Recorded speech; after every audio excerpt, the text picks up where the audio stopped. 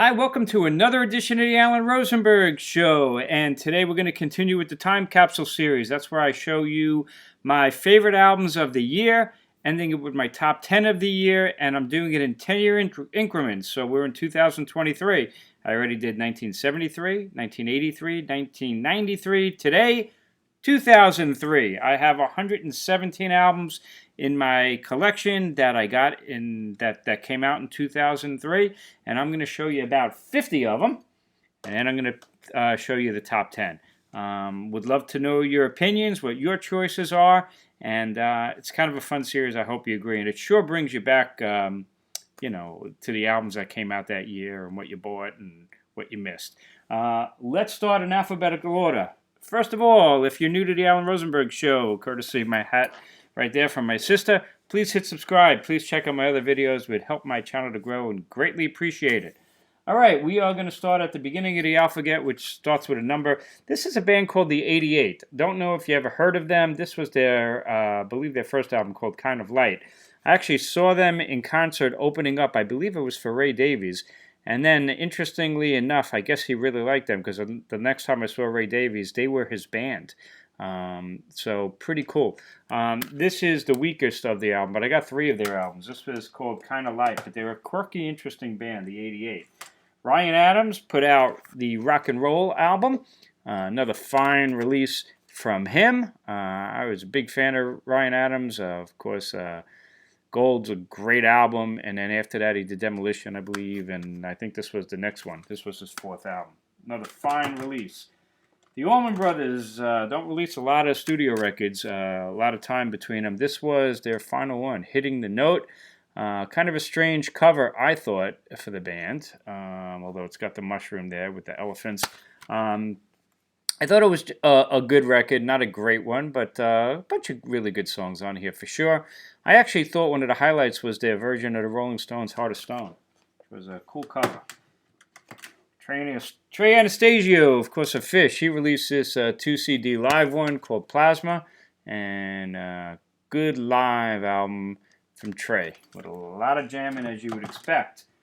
The Bangles put out their kind of reunion record. They had a long break. I'd have to research it, but I think it was upwards of like 15 years, give or take, when they got back together and put out this one called Doll Revolution.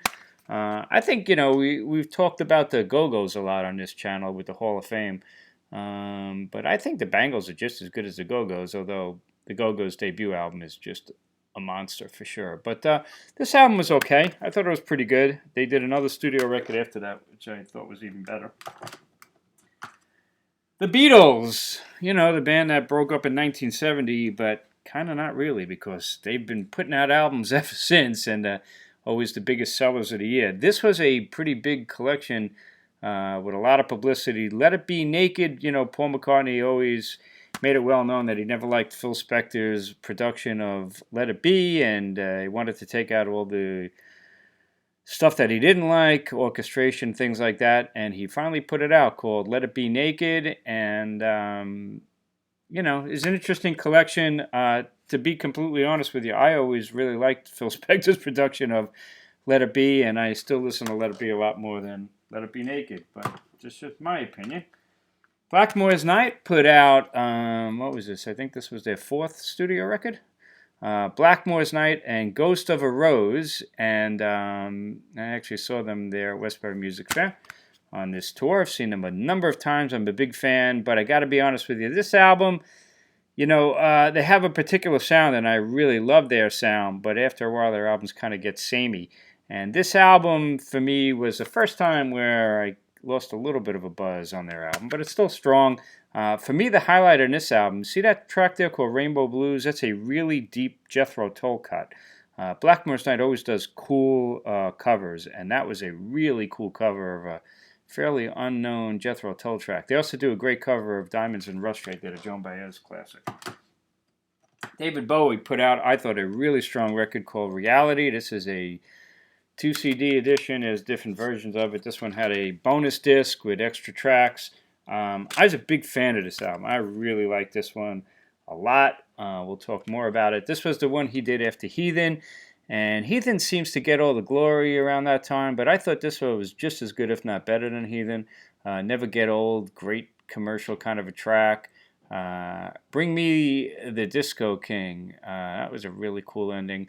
Reality, I really like this album a lot. David Bowie and Reality. Blondie put out what was their second album since their comeback, and that was called The Curse of Blondie. I actually thought this was a disappointment compared to the one that came before it, which was No Exit. Good Boys was the single. Again, what you find in the CD age is that sometimes these albums are just too long. And this was an example of that, in my opinion. The Curse of Blondie. I'm a huge Blondie fan, but that one was just okay. Roseanne Cash put out a really good record called Rules of Travel. Fine songwriter of her own right. And this one had some guests like Steve Earle and even her father, Johnny Cash, and Teddy Thompson. This was a strong Roseanne Cash album. And I hope you can see, I have a variety of different tastes. Cheap Trick put out Special One. And this was a real strong, all their albums are good. And I think this was a deluxe. I got the version with the bonus DVD. But Cheap Trick Special One, this was an album I was definitely a fan of, but they're always good. Scent of a Woman, Special One. Good stuff from Cheap Trick. Kind of not a well-known band called Luna I was a big fan of. Kind of Velvet Underground-ish. And they offshoot Dean Wareham and Britta Phillips from Luna. They went solo. And I think this was their first solo record together. And Night Nurse, an amazing track, great track, fine record. But remember Night Nurse, that was the best track on this album. This is a La Ventura, a really good record from Dean Wareham and Britta Phillips from Luna. Dido put out her second album, A Life for Rent. And this had the big hit White Flag. This was a really good record. I was a big Dido fan. That first album to me is one of my all-time favorites. This one not quite as good, but Life for Rent, this was a really strong record. Sand in My Shoes, really like this one. Certainly one of my favorite albums of the year was this one, Drive By Truckers. This was the second album I ever picked up from them. And I was blown away by it. I love this album. I still love this album. And became a pretty big Drive By Truckers fan. I kind of lost the buzz for them after Jason Isbell left them, and I'm a huge Jason Isbell fan. But he was always, to me, the highlight of their albums. Like on this album, Outfit. But if you don't know the Drive By Truckers, this is just a tremendous, tremendous record. Decoration Day from the Drive By Truckers. Definitely one of my favorite albums of that year.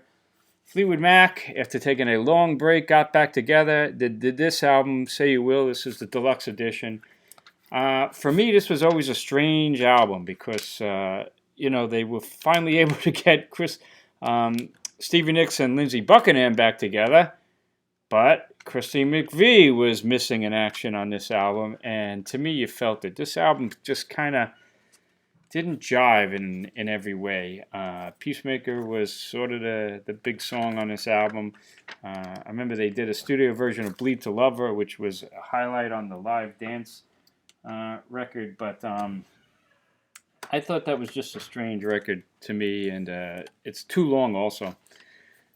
Grateful Dead released this great live record, The Closing of Winterland, December 31st, 1978. To me, this was Grateful Dead at one of their prime parts of their career, and this is a great 4 CD set. Love this live record from the Grateful Dead. Peter Frampton put out Now. Thought it was okay. The album before this was the self-titled one on an independent, I think it was on Relativity Records, I gotta remember.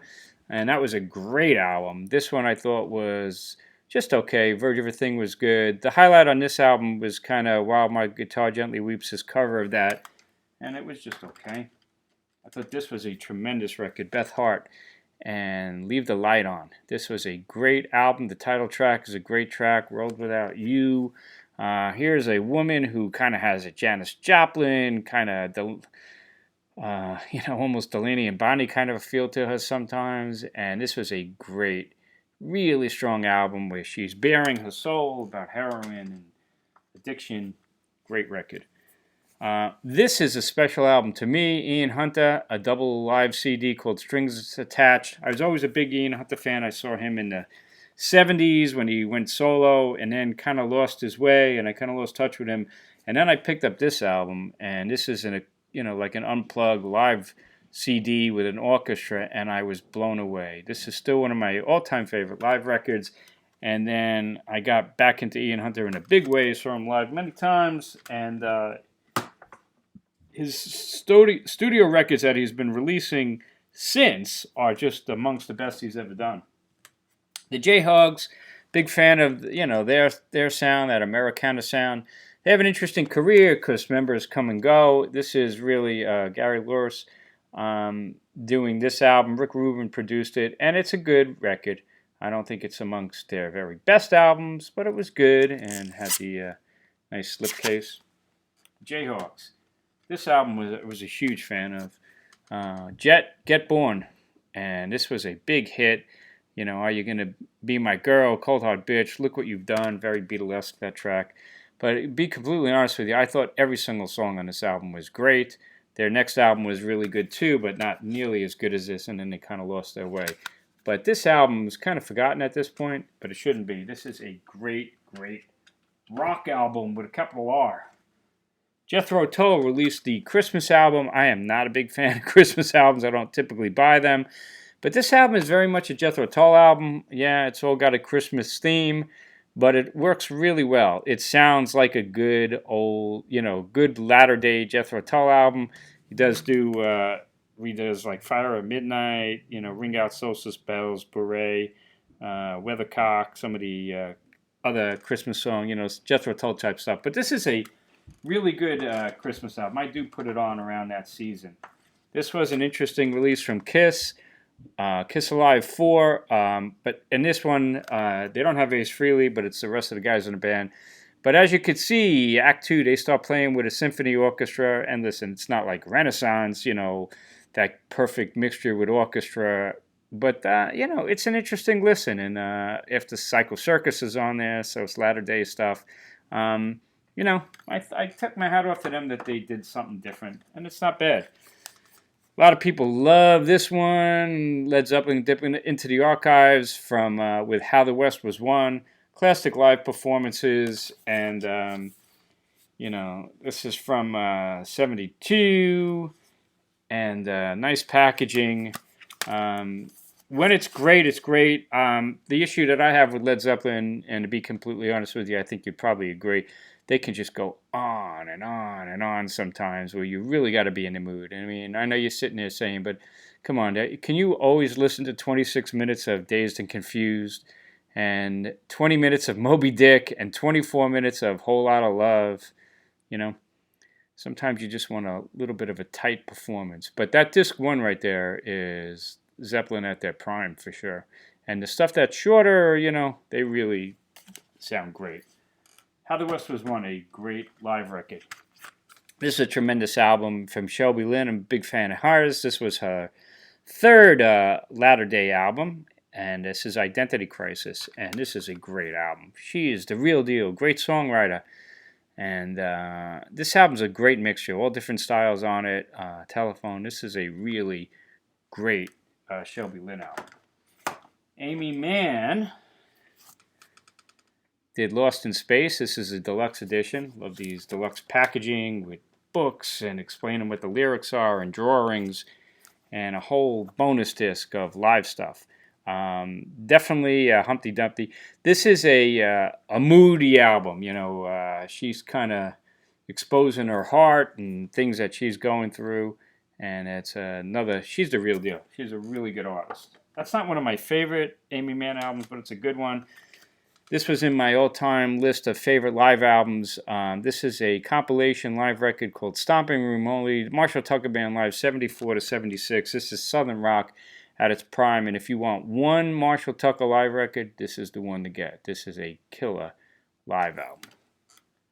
Came out that year. John Mayer did Heavier Things. He's a tremendous talent, obviously, great guitarist, great singer. Good songwriter for sure. Daughters, classic, and a bunch of other great songs on this album. Mogwai, interesting band. Like their soundscapes, and they're interesting. When I'm in the mood for them, this is the album Happy Songs for Happy People.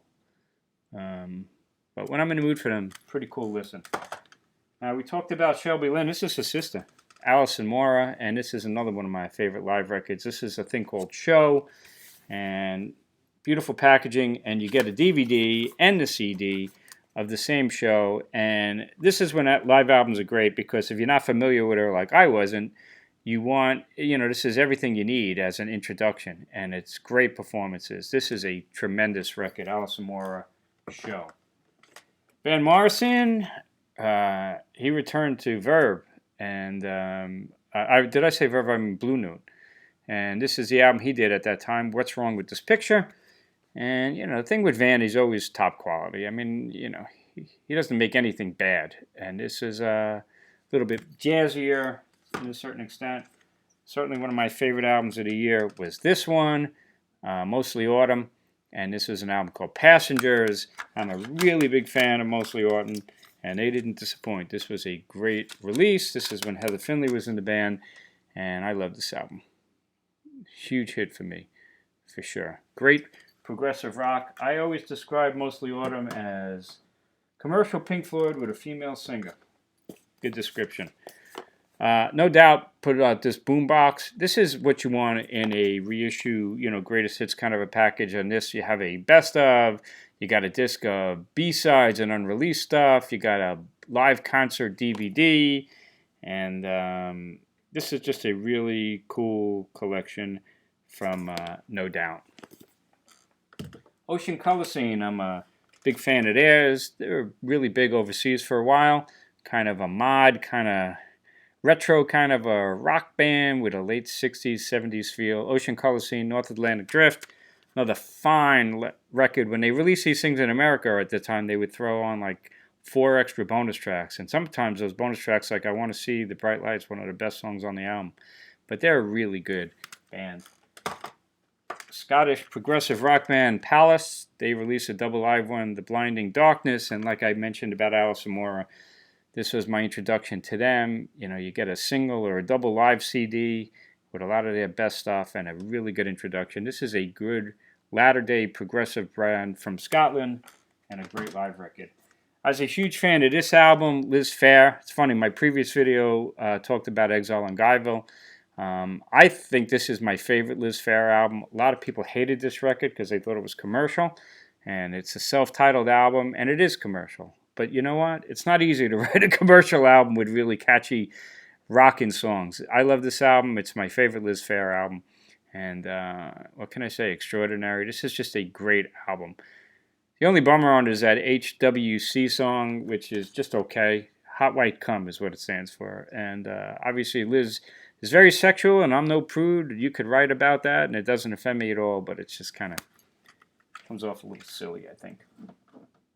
Robert Plant, excellent collection called 66 to Timbuktu, and this is what you want in an anthology. The first disc is kind of like his best of, and then the second disc was all unreleased and deep stuff from his earliest days and some live stuff. Really cool collection from Robert Plant. What a great solo career he's had. The Pretty Things put out they didn't put it out, a record label put it out, Repertoire, German import. They put out the BBC sessions, and the Pretty Things back in the early 60s, like the Stones, kind of Stones-like in that day, and a fine band. And this is a great collection, 2 CDs of their early stuff and latter-day stuff, actually, from the BBC. The Ravenettes, interesting band, 2 people. And this is I believe this was their first album, Chain Gang of Love, and includes that great love sound. This is a fun record, and even though there's 2 people in the band, it's thin, but it's not that thin. It's a very listenable album, Chain Gang of Love. The Ravenettes, good record. Savvy Brown, this was another excellent collection that came out. A collection of their live stuff from 1969 to 1972 called Hellbound Train. You know, if you want to get some live Savoy Brown at their prime, this is all you need from Kim Simmons and the band. This is a really good live album, live collection. Came out that year. Sting put out Sacred Love. To me, this was a more mature release. Had some duets. Mary J. Blige was on this. I thought it was good. Not great, but another, you know, Sting's such a solid artist. I love this record. This is Joe Strummer and the Mescaleros, his final record. I believe it was completed after he passed away. Streetcore. This, I think, is his best solo record by far, and it's up there with the Clash, Coma Girl. I love Redemption Song is his cover of a Bob Marley classic, but Silver and Gold. This is a great, great Joe Strummer record, completed after he passed away. Definitely one of my favorites. This is how I got into Suede and fell in love with that band. An album called Singles. This is a great, great collection of their singles. And if you want to investigate Suede, this is like what you need. And then in this case, I got a bonus live concert on DVD from like a small club. This is a great collection. If you want to get into Suede, like this is how I got into Suede, this is terrific. Richard Thompson went back to an independent label and did a very low-key album called The Old Kit Bag, and he's another quality album. This is a double CD version that I got with a whole bunch of bonus tracks, but this is nice. It's a Richard Thompson low-key, sometimes like acoustic-like, and good stuff. Certainly one of my favorite albums of the years. With this one, The Thorns, I thought this was going to be the biggest hit because you got Matthew Sweet, Sean Mullen, and Pete Droge, like a minor supergroup, and every song on this album is great. I think this is a tremendous record. If you're ever going to find it, look for this because it's a double disc, and it's the whole album electric and then the whole album acoustic. Brendan O'Brien produced it, and they do a cover of Blue, the Jayhawks classic. This is a great album. It should have been a worldwide smash, in my opinion. Another good band from overseas, Travis. This was a kind of heavy album. This is called 12 Memories. And, of course, this is after 9/11. And their drummer almost passed away in a terrible accident. So this is a kind of a heavy album for this band, but still very melodic. Good stuff, Travis. They did the concert for George. And, you know, fine release. You know, some really good performances on this album by all those legendary superstars playing the best of George Harrison from the Beatles and solo. Paul Weller put out another great collection called Fly on the Wall. And this is what you want. This is a clamshell box with 3 CDs, B-sides and rarities and remixes, unreleased tracks, just like it says. And if you're a fan of an artist like I am, boy, this is just a gold mine of great stuff that you hear this and you're like, how does he not release this stuff? The White Stripes, I guess they hit their peak commercially at that time with Elephant and, you know, Seven Nation Army, of course. But, you know, this is just a tremendous record. This was all over the place, and I fell for it as well. The hardest button to button. I mean, for like the Ravenettes, you know, 2 people in the band. You know, Jack White creates a lot of sound and the real deal, and he's highly influential then and still a huge success to this day. The White Stripes and Elephant, definitely way up there. I was a big fan of Lucinda Williams, still am, but also this is a fine record, World Without Tears. Didn't quite have the impact of Car Wheels and some of the other albums that she had put out, but this was she was still really strong, I thought, and this is a real good record. A rockin' album, too, in some cases. World Without Tears from Lucinda Williams. And last but not least, Todd Wolfe. He played with Sheryl Crow, also plays with Carla Olson on occasion, and this was his record, Delaware Crossing, and a fine release from Todd Wolfe. Not that well known, but good stuff. So they have about 50 albums. What are the top 10 for me? Well, let's go with it. At number 10, we're going to go with Strings Attached from Ian Hunter, that great, amazing double live CD. At number 9, another live one. This great live album from the Marshall Tucker Band, Stompin' Room Only. you want to get into Marshall Tucker, that's the one to do it with. The White Stripes, Elephant, at number 8. At number 7, David Bowie and Reality. At number 6, Joe Strummer and Streetcore. At number 5, where is it? Right over there. You know I'm going to knock everything over. The Thorns, tremendous record that really I wish it was known by everybody because it deserves it. It's a great, great album. At number 4, where are you? Did I put it somewhere? Mostly Autumn, Passengers. Great, great album. At number 3, The Drive-By Truckers. At number 2, Liz Phair, and the album entitled Liz Phair. I love that album. What was my number 1 album of the year in 2003? Jet and Get Born. Rock and roll with a capital R. Every song's really strong, really good stuff.